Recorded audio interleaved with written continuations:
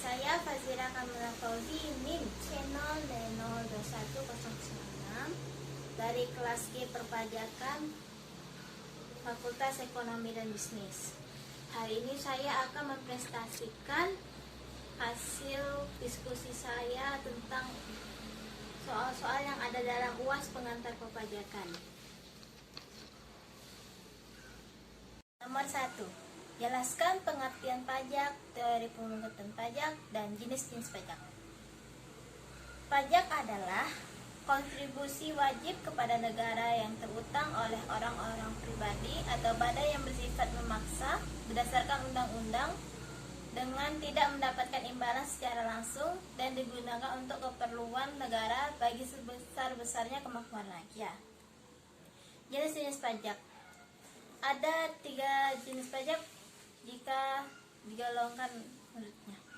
Yang satu menurut golongan, terdapat pajak langsung dan tidak langsung. Pajak langsung adalah pajak yang dipikul sendiri oleh wajib pajak tersebut.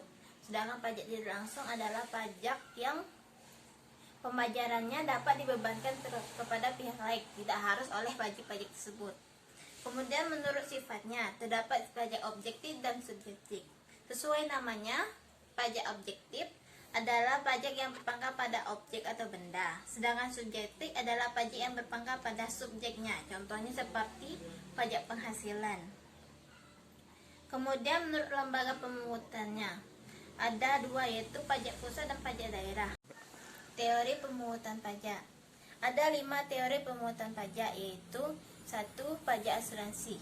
Teori ini, pembayaran pajak diibaratkan seperti membayar premi dalam perusahaan asuransi dengan harapan mendapat perlindungan dari kejadian tidak terduga di masa yang akan datang. Kemudian teori kepentingan. Di dalam teori ini ibarat kedua belah pihak yang saling membutuhkan dan menguntungkan. Negara harus melindungi harta dan jiwa masyarakat agar kepentingannya bisa terlaksanakan dengan baik. Kemudian ada 3 teori daya pikul. Dalam teori ini, pajak yang harus dibayarkan harus sesuai dengan gaya pikul dan ukuran yang sesuai dengan pengeluaran dan penghasilan baik perorangan maupun badan usaha. Kemudian ada 5 teori bakti. Teori bakti mengatakan jika suatu negara memiliki hak mutlak untuk mengambil pajak dari rakyat. Kemudian yang terakhir adalah teori asas daya beli. Teori ini sangat erat berkaitan dengan kemampuan masyarakat saat melakukan transaksi jual beli. Jenis pajak yang dikenakan contohnya adalah PPN atau pajak pertambahan nilai dan PPNBM, pajak penjualan atas barang mewah. Nomor 2. Objek pajak adalah penghasilan, yaitu setiap tambahan kemampuan ekonomis yang diterima atau diperoleh wajib pajak baik yang berasal dari Indonesia maupun dari luar Indonesia yang dapat dipakai untuk konsumsi atau untuk menambah kekayaan wajib pajak yang bersangkutan. Pertanyaan: jelaskan penerapan pengertian baik yang berasal dari Indonesia maupun dari luar Indonesia dalam perpajakan di Indonesia dengan memberikan contoh aplikasi pelaksanaannya. Jawabannya, dalam konsep PPh, objek pajak sebagaimana dalam undang-undang mencakup tambahan kemampuan ekonomis baik yang berasal dari dalam atau luar negeri. Ini dimana berarti wajib pajak luar negeri dikenakan pajak atas pendapatan yang berasal dari dalam negeri. Kebijakan ini dibuat untuk menghindari double taxing, di mana dalam hubungannya dengan tiap negara diatur secara khusus dan lebih mendalam melalui tax treaty antara Indonesia dan negara lain. Contohnya, Pak Imam adalah orang Indonesia yang tinggal di Jakarta.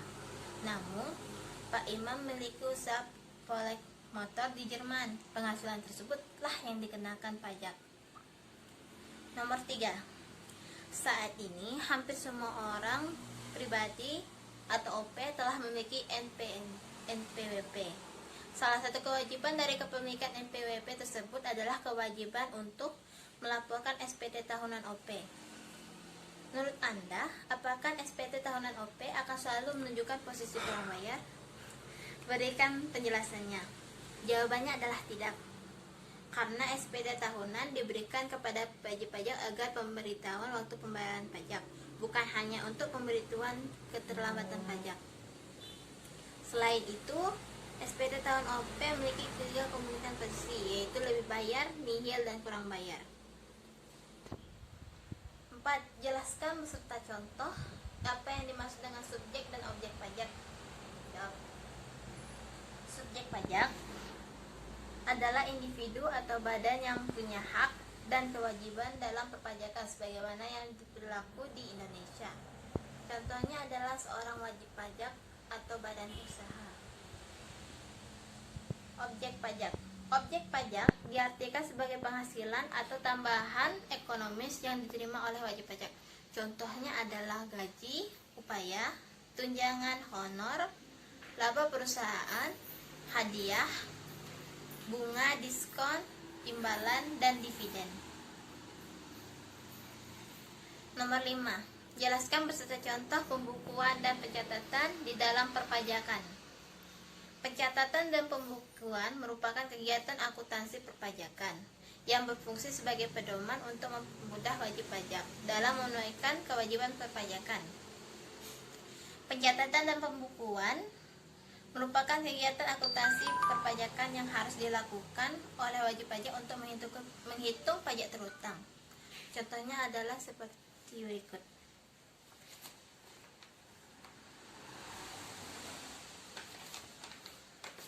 Nomor 6.